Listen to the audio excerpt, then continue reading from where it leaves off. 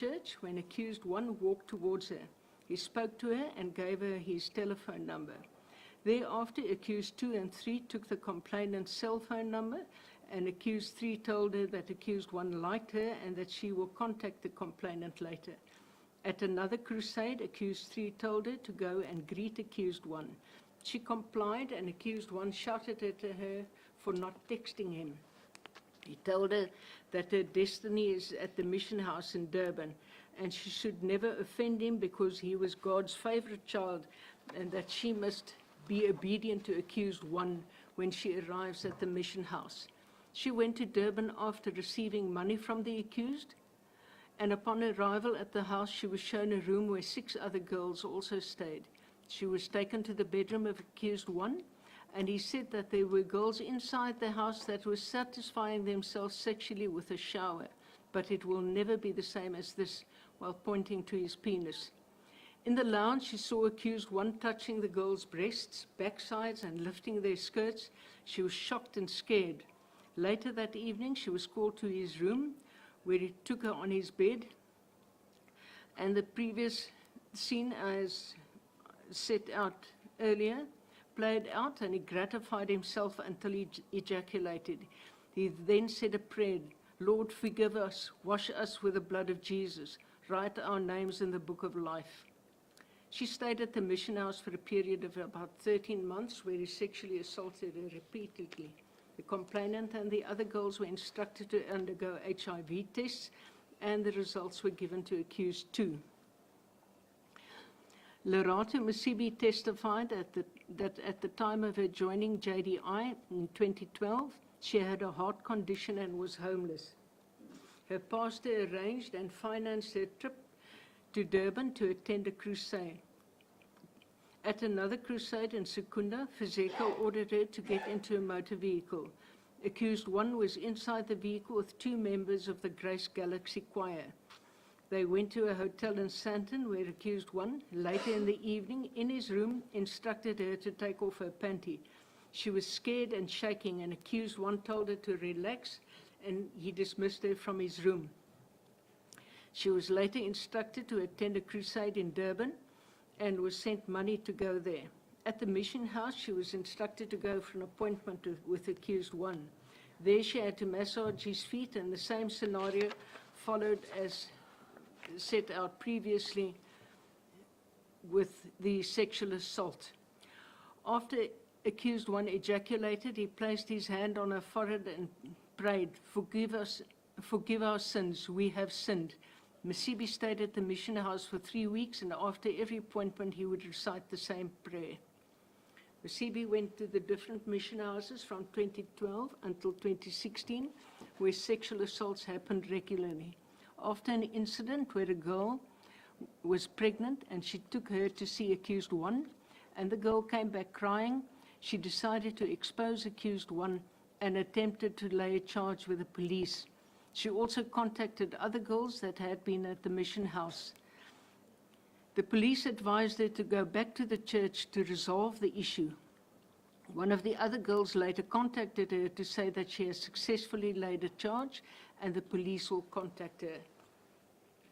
The twin sisters, Anele and Liswa Makakaza, were participants in the South African singing competition Idols.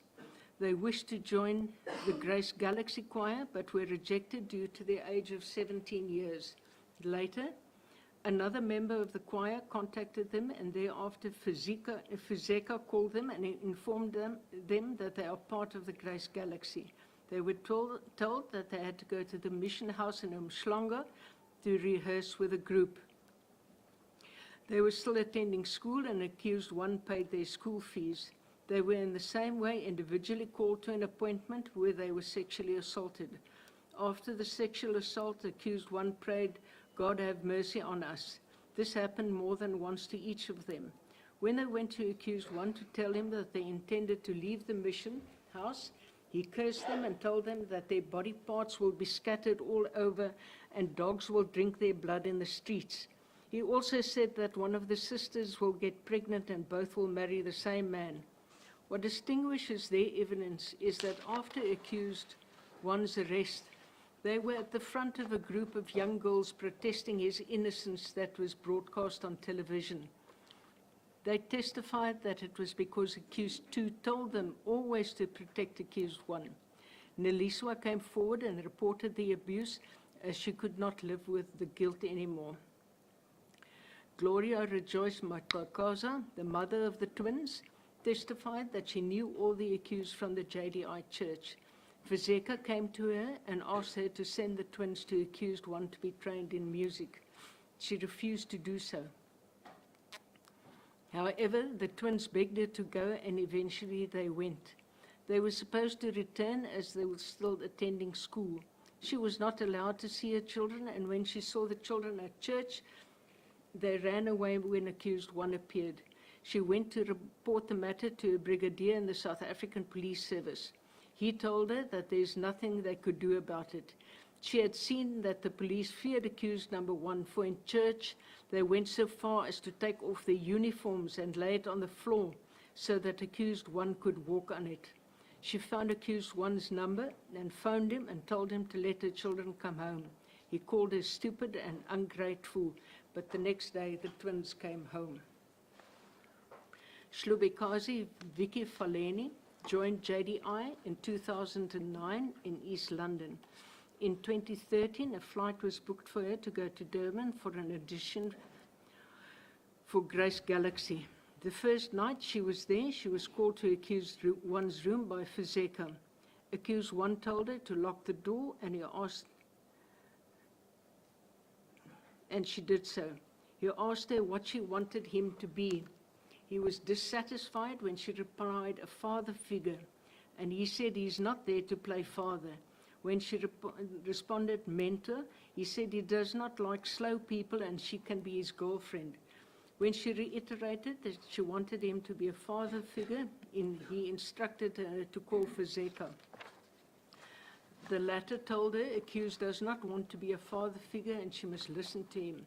She went back to his room, and the sexual assault by accused 1 followed the same pattern as previously set out. Afterwards, he prayed, God have mercy on us. Accused told her to move to Durban permanently, as he will pay for her studies. She did so in December 2013. When she refused to go for appointments to his room, he would curse her, and he told her she will die. The sexual assaults and oral sex she had to perform happened regularly, and he would pray after such sessions. When she refused to go for further appointments, accused chased her away in December 2014. Sarah Nomtela Mafikeng became a member of JDI in 2012 when she was 17 years old. In December 2013, she met accused 1. After she received her matriculation results in January 2014, a pastor asked her if she wanted to share a testimony about the said results in Durban. Shortly afterwards, she received a call from accused 1, during which he asked her if she had a boyfriend, and he told her he will be her boyfriend. After sending him photos of herself at his request, she received a call from Fezeka. She sent her money and she went to Durban by bus. When she arrived at the mission house, she was taken to accused 1's room. He asked her what she wanted and said she wanted to further her studies as she was an orphan and lived with her grandparents. He said she was in good hands and she went back to her room. That night at about 2 a.m., Fezeka woke her and took her to accused 1's room. When he wanted her to take off her panties, she lied and said she was menstruating. Accused became angry and called Fezeka, who said that she made God angry. Fezeka said she must apologize, which she did. She was given money to go home to Secunda. A few days later, she received money again and was told that she must return to Durban. On her return, accused 1 told her she must be obedient if she wants to survive. God had shown him that she must go into business and not study further. At the time, there was an article in the newspaper where the mother of the twins alleged that accused 1 had kidnapped her children. For a period of 3 weeks, all the girls and accused 1 stayed in a hotel, and afterwards they all moved to a house in Royal Palms in Umhlanga. There she was summoned to accused 1's room by Fezeka. She was sexually assaulted by accused 1. Afterwards, he prayed, God, forgive our sins, wash us with the blood of Jesus, be with us in Jesus' name. Thereafter, the sexual assaults occurred regularly, and he also instructed her to have oral sex. She testified how the congregants, which included police officials, idolized accused one. She was contacted by Ms. Gianni regarding a program that was broadcast about accused one on special assignment. Zandile Matibe was 25 when she testified in 2021. She was a member of JDI from 2011 until 2016. In 2012, her pastor told her that there was an opening in Grace Galaxy and she must phone accused one. She sent him an SMS and he called her. He wanted to know if she knew anyone in the mission house, and she said Gianni. The latter phoned her and said accused one. She said she must send photos of herself. She did so. Accused one phoned her and told her he wanted her to come to Durban. Her mother refused as she was in grade 12 and attending school. In August 2012, she attended a crusade in Durban after she informed accused one that she wanted to go. She traveled to Durban with the church transport after Fezeka sent her money. After the church service, she went to the mission house on instructions of Fezeka. She slept in a room with Fezeka, saw accused one, but went home after the weekend without incident. In December 2012, she attended a 2-week-long service in Durban, and she traveled with 5 other girls. After the service, she went to the mission house, and there were approximately 30 girls there. She slept in an outside room with 10 other girls. She was called to his room, where he got on top of her while she was clothed, as she stopped him from removing her pajamas. He ejaculated and afterwards prayed for mercy and God to forgive them. After a week, she went home without further incident. She went to Durban twice after that. She went to the mission house in August 2013. She was called to his room, where he asked her if she had a boyfriend and what she wanted from him. She said she needed a mentor and a father.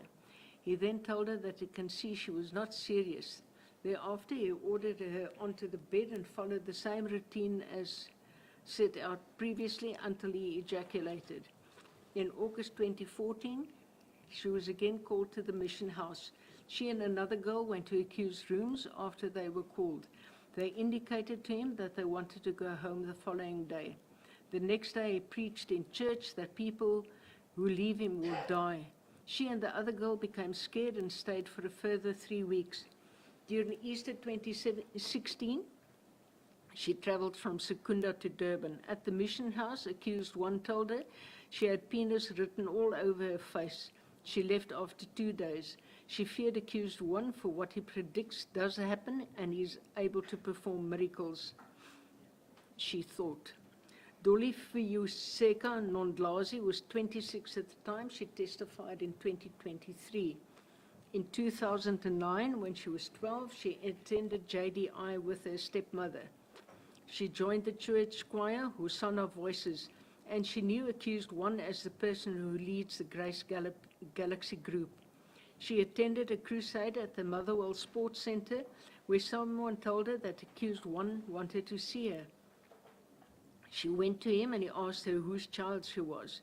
She called her stepmother, and accused one told her stepmother that he wanted to take over the complainant's life. The stepmother agreed. She was still in grade 10 and did not have a cell phone, after which accused one gave her 1,000 rand to buy a cell phone. She sent an SMS to thank him from the new cell phone. She sent him SMSs on a regular basis and told him everything she was doing. She was called to a crusade in Cape Town, where accused one asked her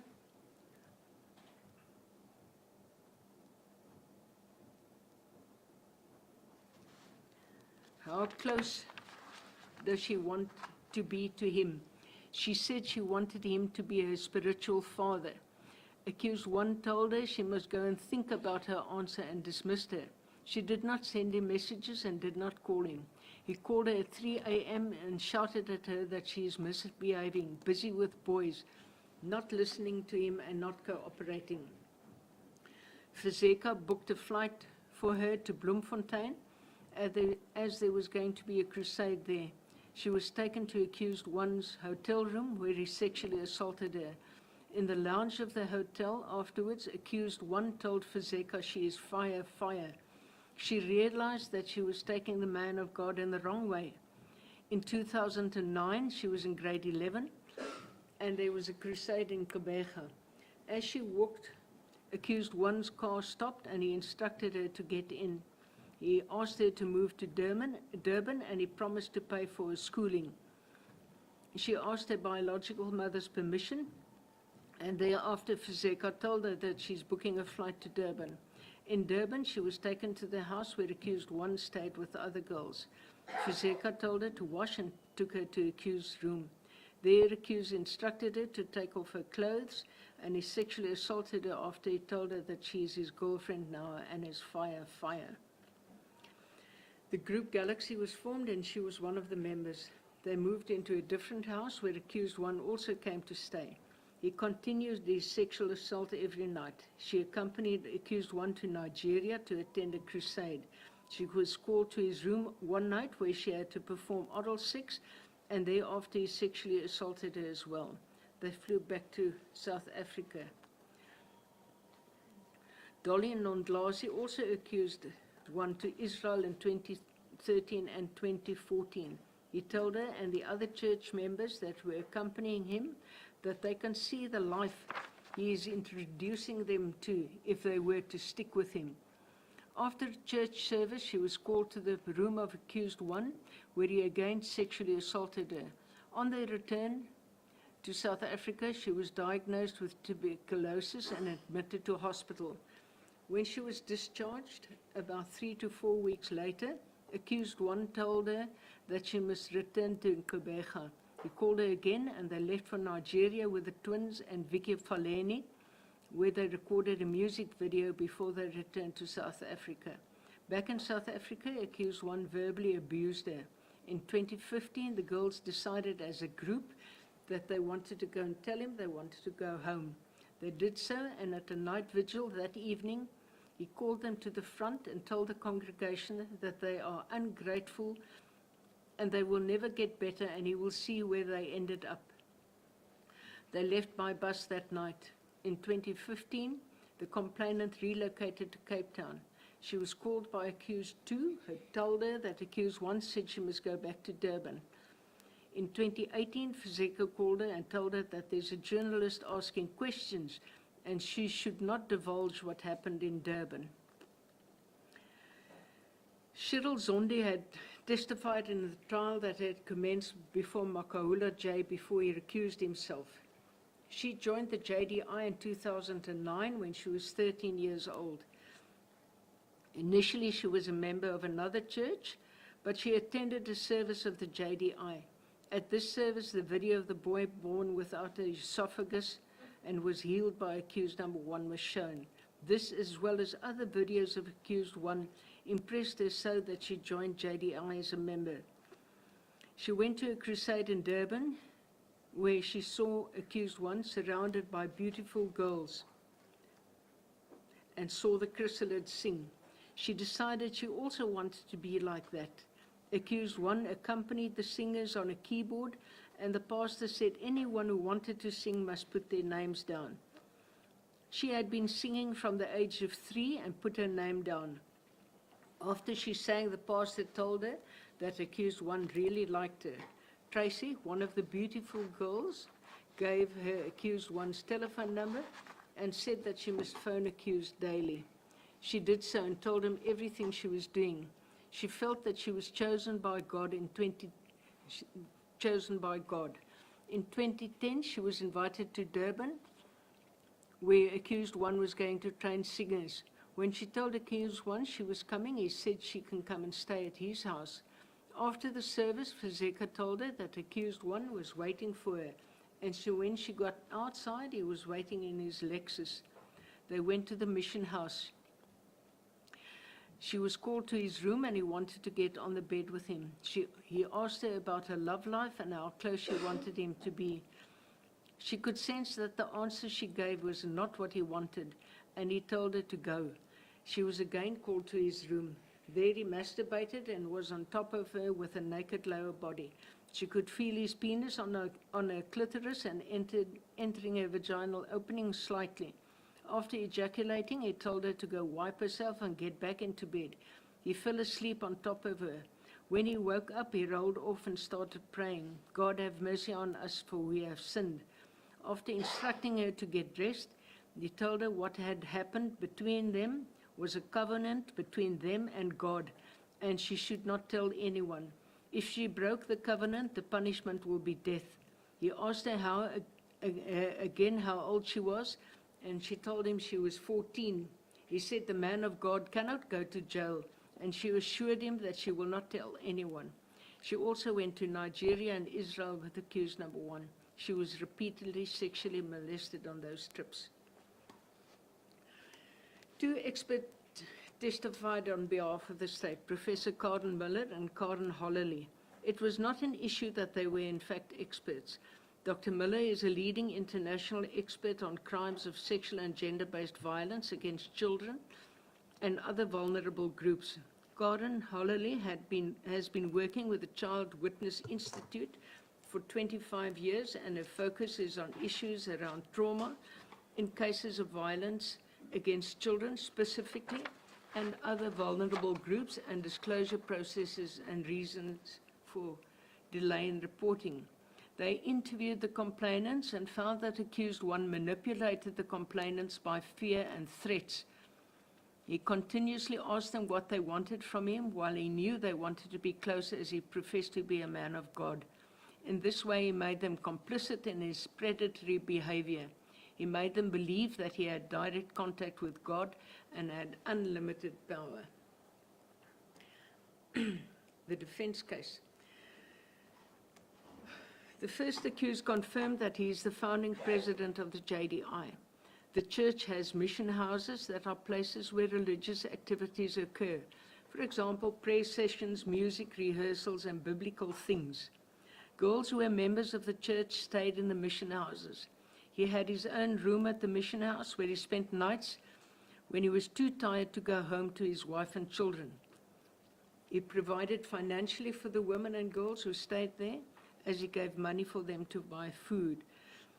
Accused 1 denied that he raped or sexually assaulted any of the women or girls that stayed in the mission house or any of the church members.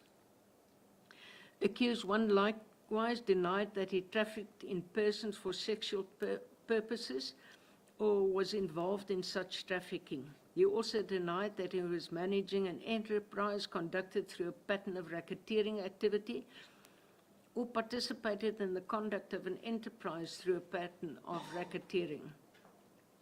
Accused 1 meticulously testified about the charges against him relating to the statutory crimes and the elements of those crimes. He denied that he committed any of those crimes.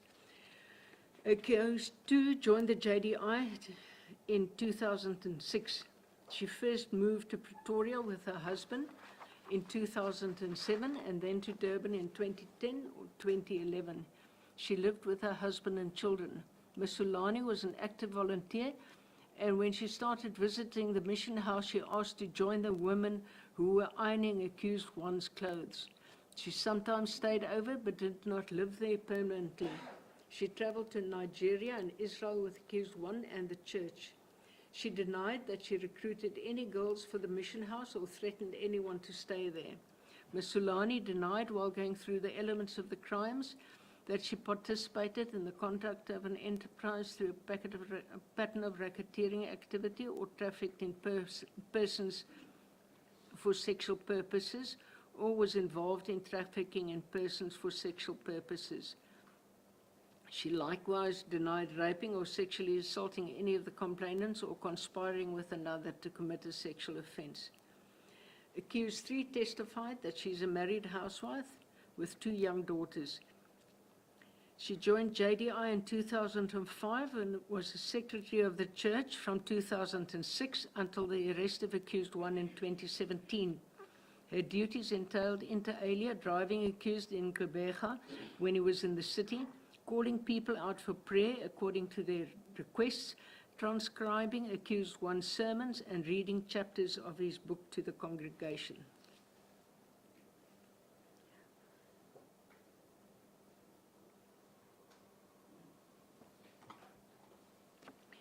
She would visit the mission house in Umhlanga once a month on her own costs and would join the girls for prayers.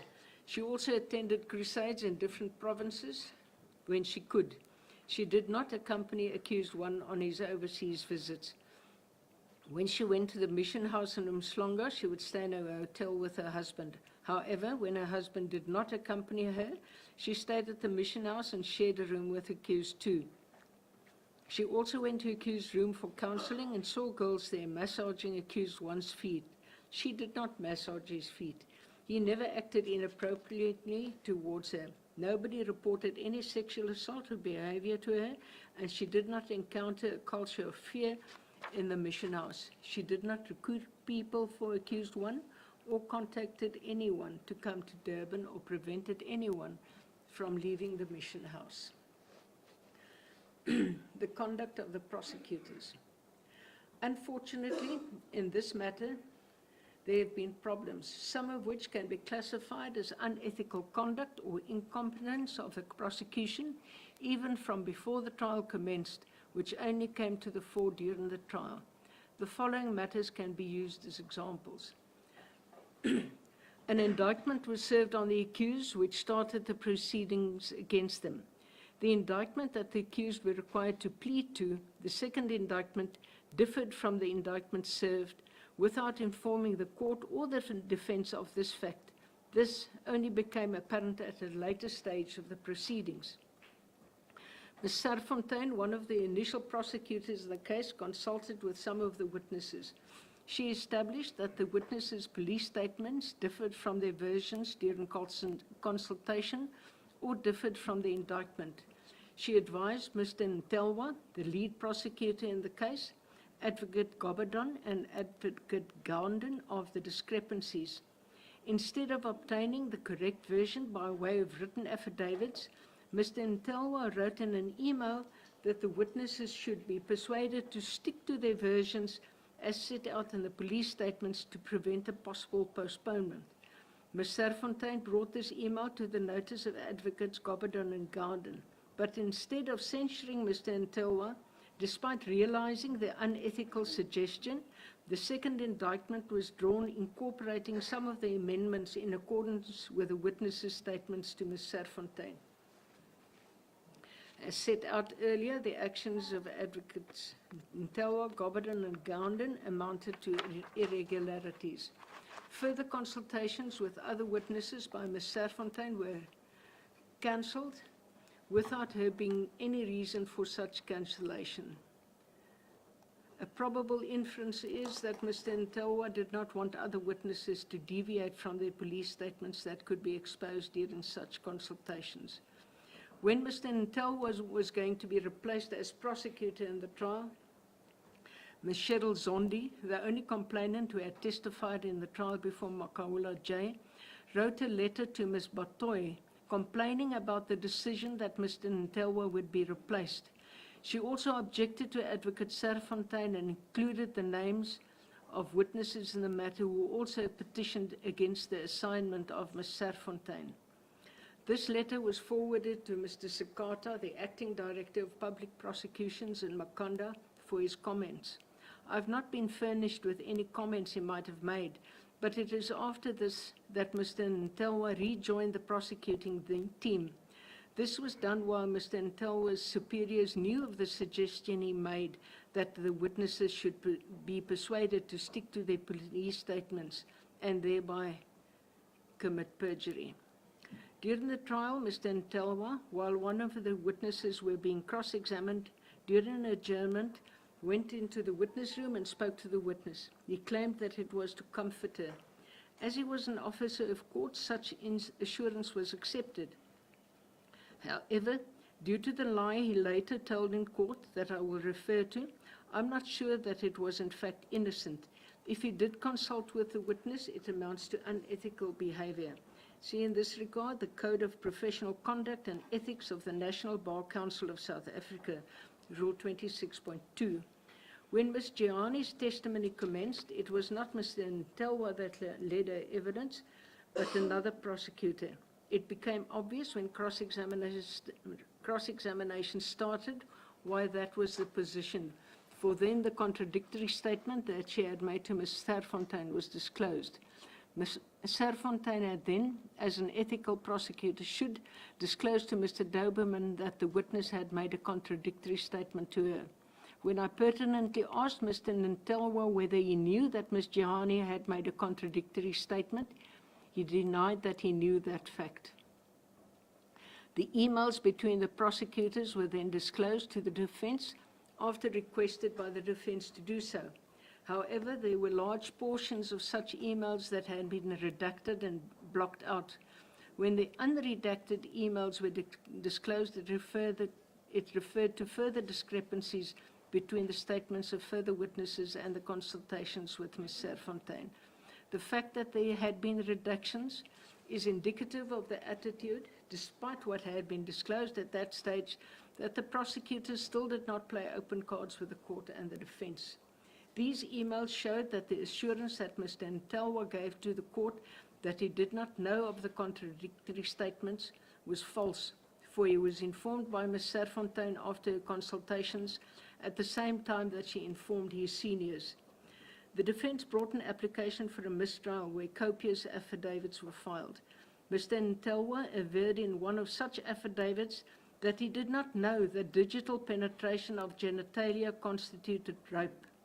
It is inconceivable that a prosecutor with 14 years' experience that is involved in a case where rape is one of the crimes accused one faced does not know what the definition of rape is. He was either extremely incompetent or dishonest when deposing to such an affidavit. Mr. Ntelwa also established a WhatsApp group where all the complainants were connected. When this was revealed, Advocate Gowden, Mr. Ntelwa Sr., confronted Mr. Ntelwa about this. Mr. Ntelwa informed Advocate Gowden that it was purely for logistical reasons. Instead of investigating this, all the WhatsApp messages were deleted. There had been an application to have this action of Mr. Ntelwa and the lack of action by Mr. Gowden declared a special entry. I refused.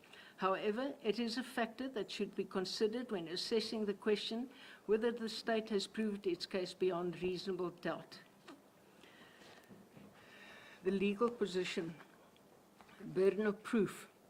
The state must prove its case beyond reasonable doubt. There's no onus on the accused to prove his or her innocence or convince the court of the truthfulness of any explanation proffered. It is opposite to set out what such evaluation entails. In State v. V, 2001, SACR 453 SCA, paragraph 3, Zulman, J.A. set it out as follows. It is right that there is no obligation upon an accused person where the state bears the onus to convince the court. If his version is reasonably possibly true, he is entitled to his acquittal, even though his explanation is improbable. A court is not entitled to convict unless it is satisfied not only that the explanation is improbable, but that beyond any reasonable doubt it is false.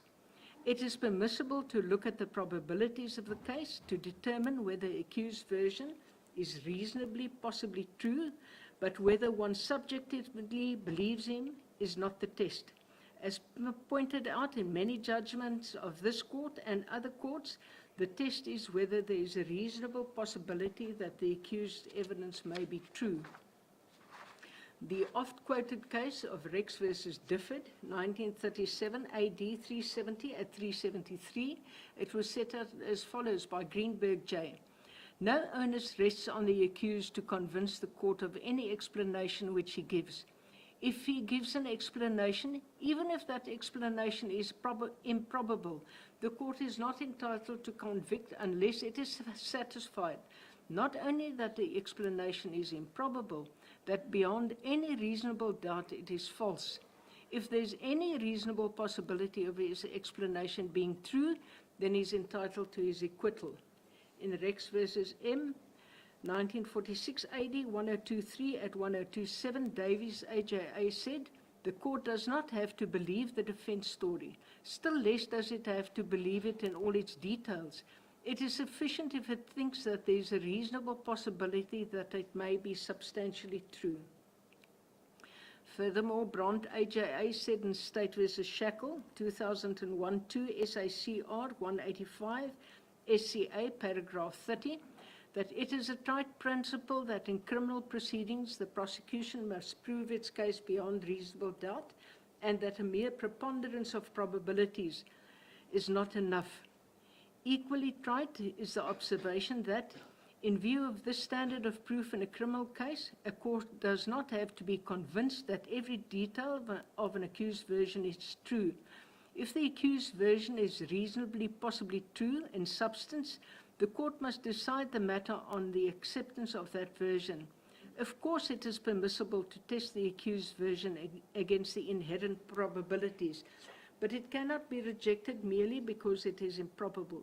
It can only be rejected based on inherent improbabilities if it can be said to be so improbable that it cannot reasonably possibly be true. The cross-examination. Mr. Doberman, on behalf of the accused, argued that the cross-examination of the accused came to no cross-examination whatsoever. It is thus necessary to address the purpose and the consequences of such failure.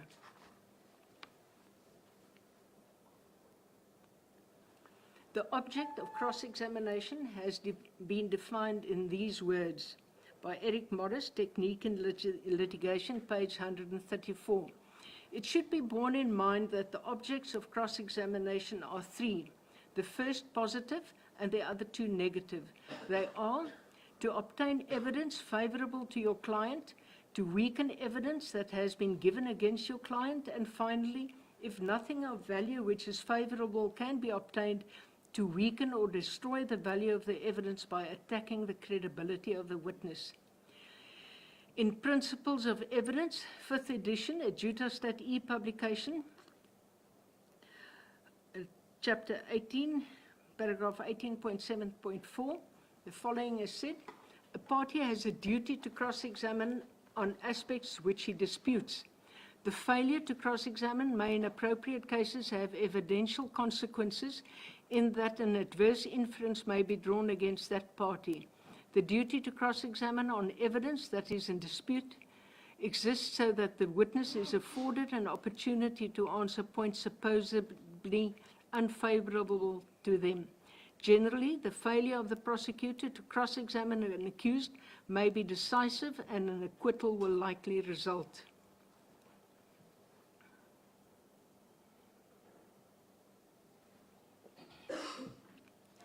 In State v. Busak, 2000, ZASCA 24, given on 12 May 2000, paragraph 51 and 52, the following was said: in context of the dispute now under discussion, that is, the proof of the authenticity of the letters of 30 March 1988, but also in the wider context of the outcome of this appeal, and the conduct of the defense in the trial court, it is clear that a cross-examination should put his defense on each and every aspect which he wishes to place an issue, explicitly and unambiguously, to the witness implicating his client.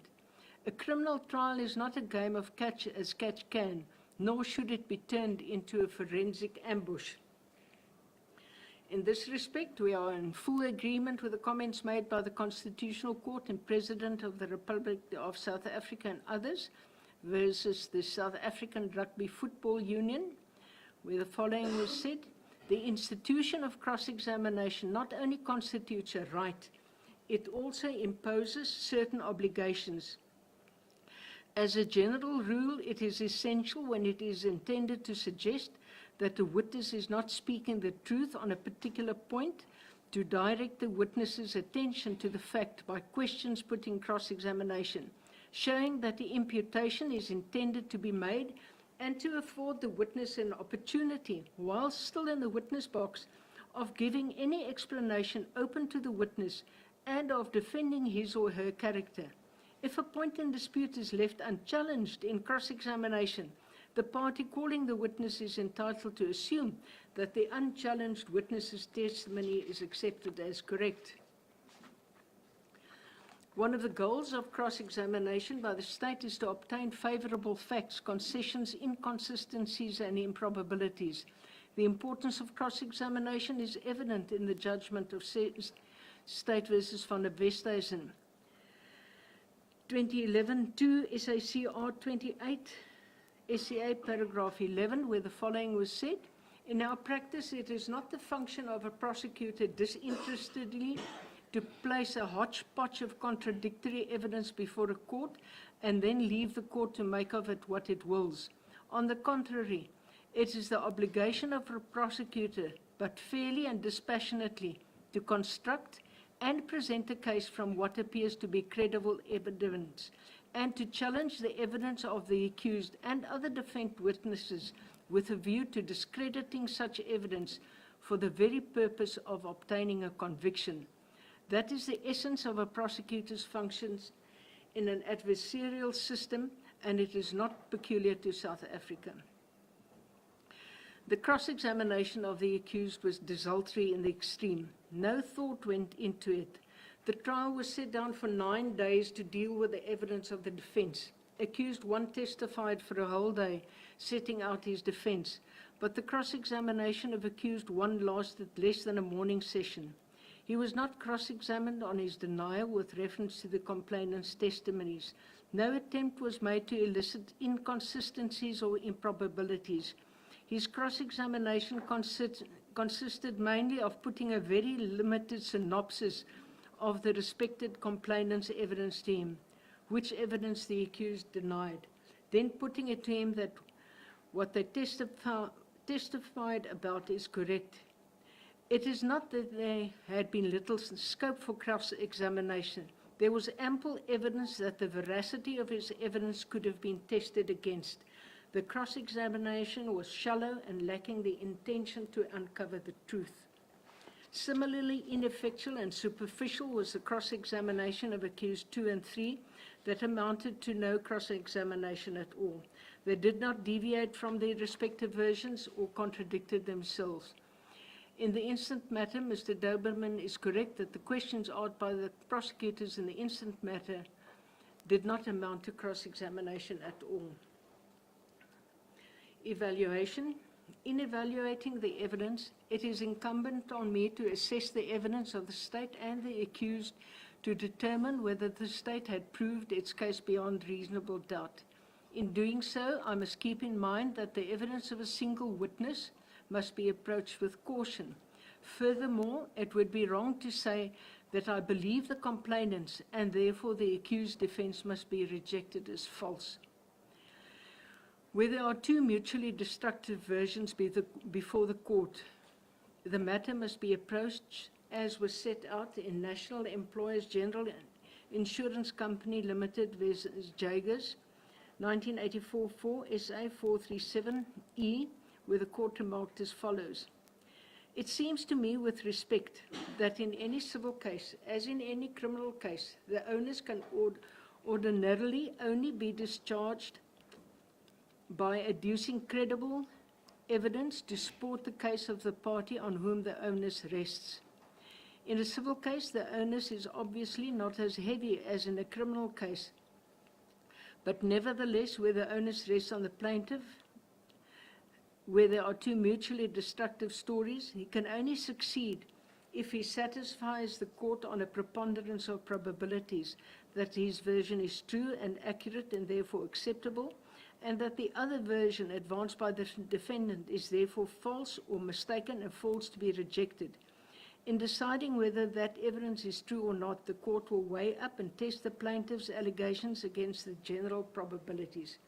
The estimate of the credibility of a witness will therefore be inextricably bound up with consideration of the probabilities of the case, and if the balance of probabilities favor the plaintiff, then the court will accept his version as being probably true, If, however, the probabilities are even balanced in the sense that they do not favor the plaintiff's case any more than they do the defendant's, the plaintiff can only succeed if the court nevertheless believes him and is satisfied that his evidence is true and that the defendant's version is false. There are certain problems with the evidence of the complainants. No corroborating evidence was presented for the complainant's evidence. There must have been witnesses with regard to the first reports they made, which the state did not call. First reports do not prove that a victim was raped or sexually assaulted, but it does prove consistency and that it was not a recent fabrication. There would have been telephone records that could have corroborated the witnesses' evidence that they had to call or text accused daily or regularly. No such evidence was presented. If the evidence of the complainants is analyzed, it cannot be ignored that there is proof that some of them deviated from their police statements.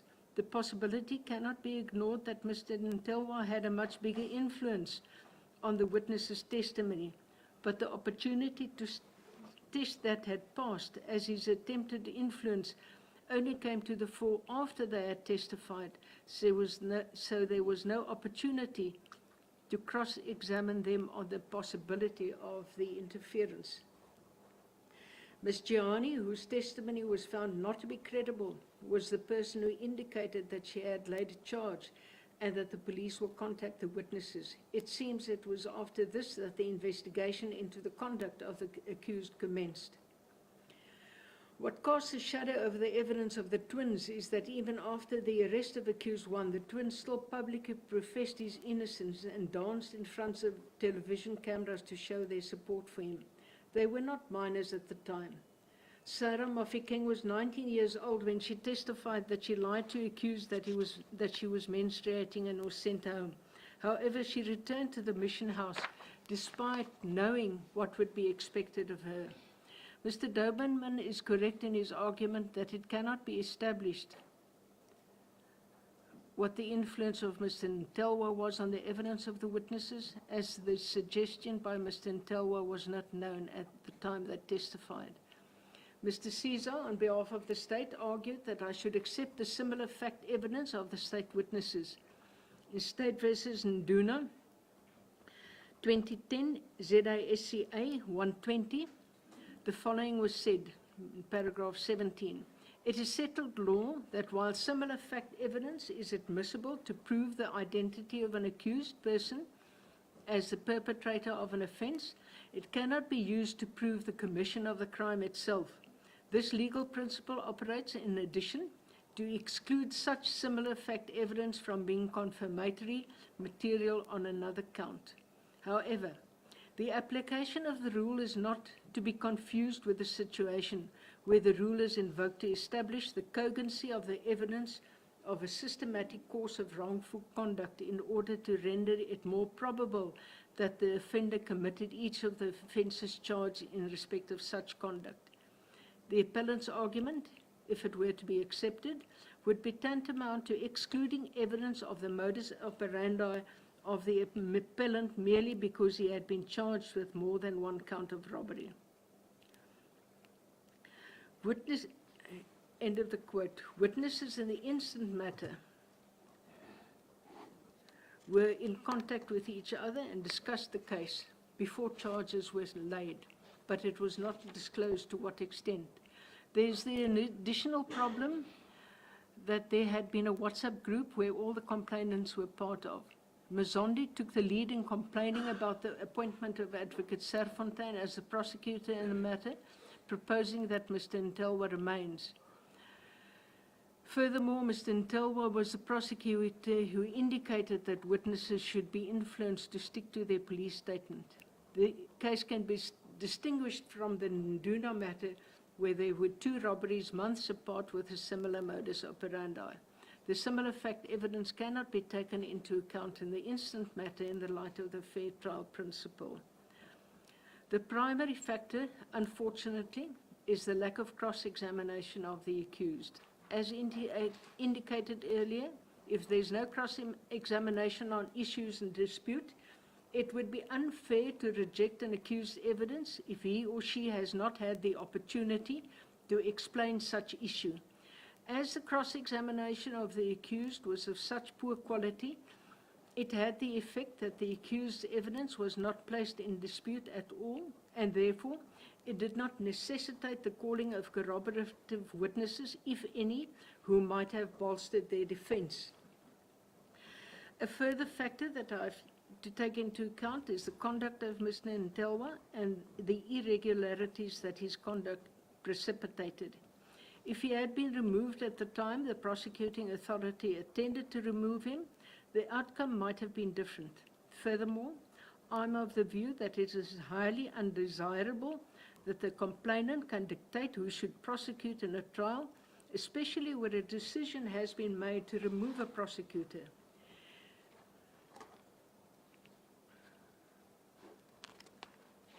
I'm of the view that although there are aspects of the complainant's evidence that are unsatisfactory, I cannot find that their evidence is incredible.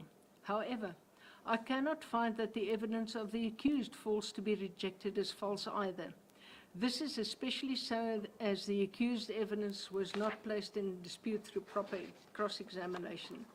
When deciding whether the state has proved its case beyond reasonable doubt, this matter falls into the category where, in my view, the explanations of the accused are improbable, and I don't subjectively believe them. However, due to the uncertainty of the actions of the state and the lack of proper cross-examination, I cannot find that the accused's version are so improbable that they cannot reasonably possibly be true. The accused bore no onus to convince the court of their innocence. I'm of the view, in the light of all the circumstances of the case, that the state has not proved its case beyond reasonable doubt. Yes. Quiet, please. The accused are found not guilty and are discharged on all the charges. The court will adjourn. All right.